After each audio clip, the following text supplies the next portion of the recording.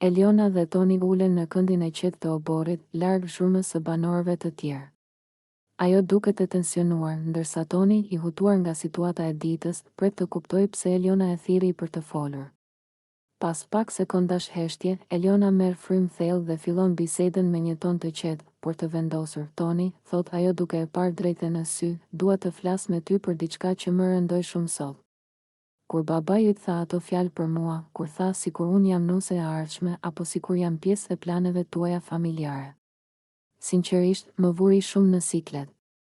Toni hap gojën për të thënë diçka, por Eliona vazhdon, unë u ndjeva keq.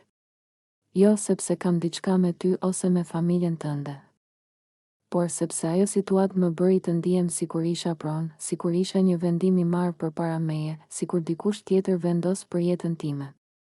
Dhe kjo është diçka që nuk e pranoj. Ajo hedh syt poshtë për një moment, pastaj vazhdon, unë nuk jam prona e askujt, Toni. As e jotja, as e babait tënd, as e askujt tjetër. E ardhmja ime, zgjedhjet e mia, ndjenjat e mia, këto i vendos vetëm unë. Dhe fakti që ai foli sikur gjithçka është e vendosur, sikur unë jam pjesë e një plani, më bëri të ndihem shumë keq. Toni duket i turpëruar, i zënë ngushtë dhe përpiqet të justifikohet, babai im nuk e kishte me të keq. Ai thjesht e mori me shaka. Është tip i tillë.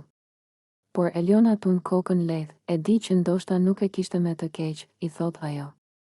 Por unë nuk jam njeri që dikush mund ta prezantoj si nusën e djalit pa më pyetur mua. Mu duk sikur humba zërin tim në atë moment, sikur asgjë që mendoj s'ka rëndësi. Dhe kjo më pikëlloi. Ajo e shikon edhe një herë Tonin, me një vështrim të butë por serioz, nuk dua të ndihem në presion. Nuk dua që të tjerët të krijojnë histori për mua, sidomos kur unë vetë nuk kam shprehur pëlqim apo interes. Dhe dua që edhe ti ta kuptosh këtë, sepse nuk dua keq kuptime mes nesh. Toni mbetet i heshtur, duke menduar gjatë, ndërsa Eliona pret që ai ta pranojë.